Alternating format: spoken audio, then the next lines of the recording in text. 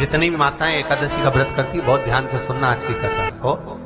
शायद जिंदगी में मिली ना मिली, और ये कथा का रिश्ता तो बहुत ध्यान से सुनना।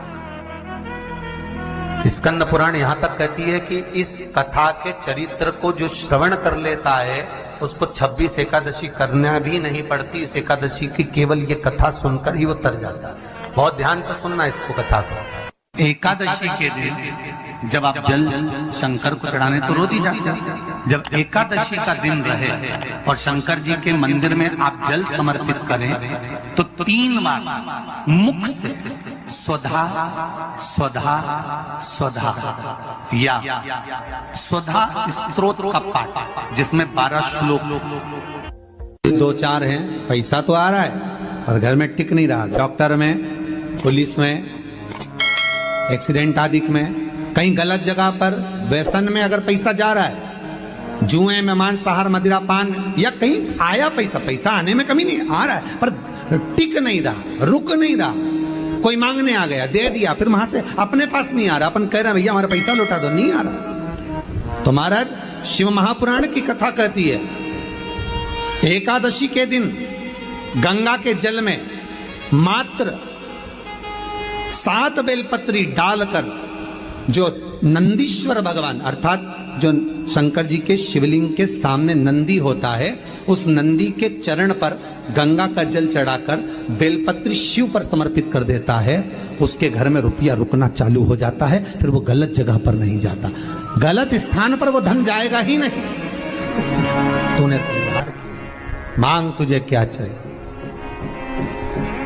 एकादशी ने भगवान विष्णु से कहा, नाथ प्रभु वर दे दो, मृत्यु लोक में जो मनुष्य मेरा व्रत करेगा, चाहे जलचर, थलचर, वायुचर या सांसारिक मनुष्य, मेरा अगर एकादशी का व्रत करेगा, प्रभु उसके यहां धन धान्य वैभव सुख संपदा बढ़ेगी और उस जीवात्मा को नरक नहीं भोगना पड़ेगा, सीधे बैकुंठ का उसको वास मिलेगा। जब जीव आत्मा को लेकर चला जाएगा, यम के दूत जब बंदी बनाकर ले जा रहे होंगे उस जीवात्मा को, जिसके प्राण छूटे होंगे, यम के दूत जब बंदी बनाकर ले जा रहे होंगे, तब मुझे वर दो कि मैं इसका हाथ पकड़कर बेतन्नी से पार उतार कर सारे नरकों से निकालती हुई आपके धाम में लेकर आऊं। भगवान ने वर दे दिया, तथास्तु। हे एकादशी सुनो, मृत्यु लोक का मनुष्य अन्न का त्याग कर कर, क्योंकि अन्न में एकादशी के दिन पाप पुरुष रहता है, अन्न का त्याग कर कर एकादशी के दिन जो मनुष्य तुम्हारा व्रत धारण करेगा, उस व्रत को करेगा और उस व्रत को धारण करेगा, उसकी मनोकामना पूर्ण होकर वो मेरे ही धाम को जाएगा। ये तो हुआ एकादशी के जन्म की कथा। एकादशी के दिन गंगा के जल में मात्र 7 बेलपत्री डालकर जो नंदीश्वर भगवान अर्थात जो शंकर जी के शिवलिंग के सामने नंदी होता है, उस नंदी के चरण पर गंगा का जल चढ़ाकर बेलपत्री शिव पर समर्पित कर देता है, उसके घर में रुपया रुकना चालू हो जाता है। फिर वो गलत जगह पर नहीं जाता, गलत स्थान पर वो धन जाएगा ही नहीं। बेटा अगर व्यसन में पड़ा हुआ है, मदिरा पान में पड़ा हुआ है, मांसाहार में, जुए आदि में जा रहा है, तुम्हें लग रहा है कि मेरा बेटा गलत मार्ग पर जा रहा है, ये मित्र दोस्ती गलत हो रही है, वो सही जगह पर आ जाए। करना है एकादशी। कई लोग इसको धन के लिए भी करते हैं, संपदा के लिए। संपदा के लिए अर्थात जिसका व्यापार नहीं चलता, जिसके घर में पैसा नहीं आता, या नौकरी नहीं लग रही, या सर्विस नहीं लग रही, आप अप्लाई कर रहे हो, जगह जगह जाकर इंटरव्यू भी दे रहे हो और पैसा नहीं आता, तो उसके लिए भी प्रयास किया जाता है। पर उसके लिए यहाँ पर जो धन के लिए करते हैं, उसके लिए विष्णुपदी के लिए करते हैं। मतलब जैसे गंगा के जल में तुलसी के 11 पत्ते डाले जाते हैं और उसको किसी भी नारायण के मंदिर में राम कृष्ण शिव शंकर नहीं, राम कृष्ण भगवान विष्णु दत्त आदि जितने नारायण के मंदिर हैं, उस मंदिर में किसी भी पात्र में, एक छोटे से पात्र में उसको भरकर रखी जाते हैं महाराज। उससे भी जॉब सर्विस नौकरी में सफलता प्राप्त हो जाती है। परंतु वो भी एकादशी को ही होता है। कुछ देर तक पात्र को रखा जाता है, फिर वही पात्र का जल किसी भी वृक्ष के नीचे डाल दिया जाता है, उससे भी नौकरी के लिए फायदा मिलता है। गंगा का जल कोई साधारण नहीं। दशमी, एकादशी और द्वादशी, इन 3 तिथियों पर एक रोटी में थोड़ा सा मीठा रखकर सोमक पितृ का नाम लेकर यदि गाय को खिला दिया जाता है तो अगर कोई पूर्वज प्रेत योनि में भी पड़ा हुआ होता है, भटक रहा होता है, जिसको पिंड नहीं मिला, जो अचानक मर गया होता है, अधोगति में चले गया होता है, उस जीव की मुक्ति दशमी, एकादशी और द्वादशी, ये 3 दिन सोमक पितृ का नाम लेकर रोटी में, पूड़ी में मीठा रखकर अगर गाय को खिला दिया जाता है ये 3 दिन तक, तो वो पितृ कभी भटकते नहीं है, उनको मुक्ति प्राप्त हो जाती है मोक्ष में। नहीं, एकादशी है कौन? क्यों इसकी इतनी प्रधानता है? क्यों इसकी पुण्यता है? ऐसा क्या है एकादशी में जो इसकी पुण्यता मानी जाए? कौन है ये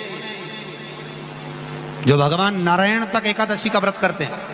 सुभद्रा जी को भगवान जगन्नाथ ने, जगदीश ने एकादशी का व्रत कराया था।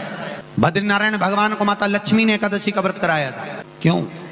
चंद्रायण एकादशी व्रत की माता। एकादशी है कौन? तो कहा जिसको व्रत करने पर भगवान नारायण भी जिसका व्रत करते हो, भगवान माता लक्ष्मी जिसका व्रत करती हो, वो एकादशी है कौन? तो शास्त्र वर्णन करता है महाराज, स्कंद पुराण का सुंदर चातुर्मास्य खंड के अंतर्गत वर्णन आया है महाराज। एक बार भगवान विष्णु आनंद में विराजमान थे, पद्मावती और माता लक्ष्मी दोनों उनके पास में विराजी हुई थी।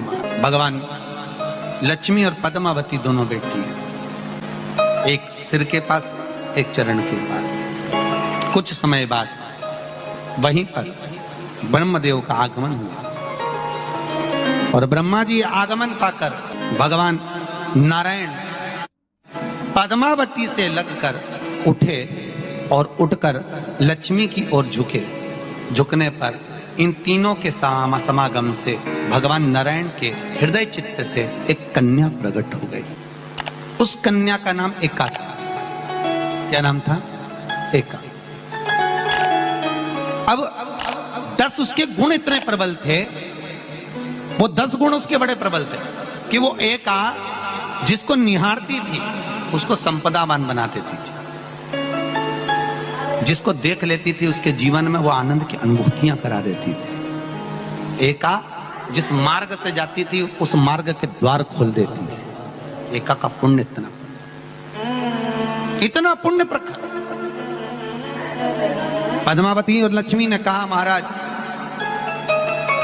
ये बेटी आपके द्वारा निर्मित हुई है, इसका कन्यादान करना चाहिए। हमारे यहाँ हिंदू धर्म में रीति है, जिस दिन कन्यादान करा जाता है उस दिन व्रत रखा जाता है। अब आजकल रखते कि नहीं रखते हो मालूम नहीं, और कन्यादान करते समय व्रत रखा जाता है। व्रत रख श्री शिवाय नमः।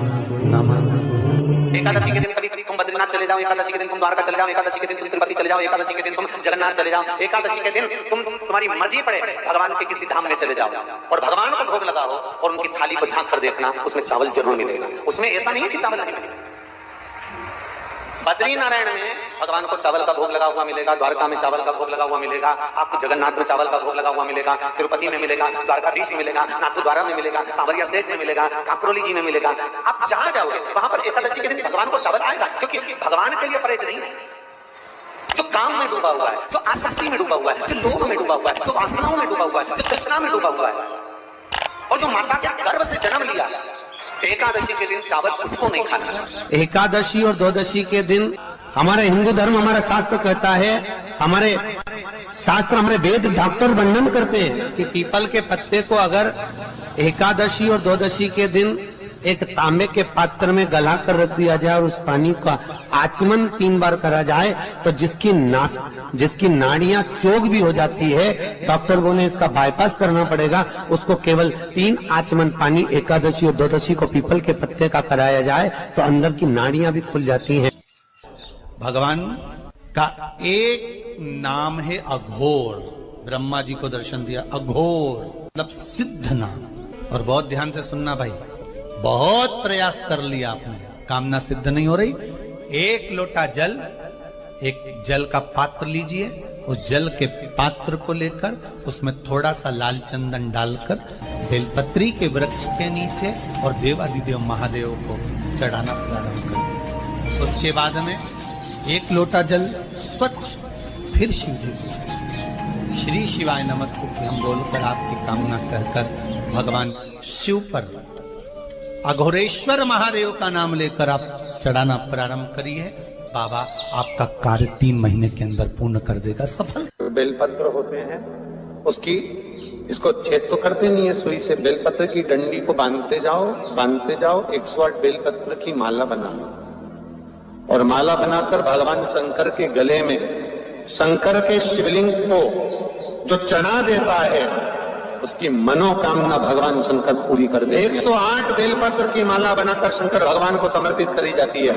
माता लक्ष्मी ने भगवान विष्णु को पाने के लिए तुलसी की माला बनाकर समर्पित करी, जैसे सती ने शिव को पाने के लिए, कामना को पूर्ण करने के लिए। शास्त्र कहता है घर के बुजुर्गों को, घर के बड़ों को, जेठ जेठानी हो, सास ससुर हो, घर में जो तुम्हारी उम्र से बड़ा हो, उसको आज पीला फूल या पीली चने की दाल या पीला वस्त्र, कुछ भी पीली सामग्री आज घर के बड़ों को देना चाहिए।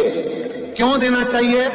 तो शिव महापुराण की कथा कहती है कि जो शुक्ल पक्षी की एकादशी के दिन पीली वस्तु का दान दे देता है, घर के किसी ब्राह्मण को देने नहीं जाना, किसी मंदिर में देने नहीं जाना, आपके ही घर में, आपके ही घर के बड़ों को किसी भी पीली चीज का दान कर सकते।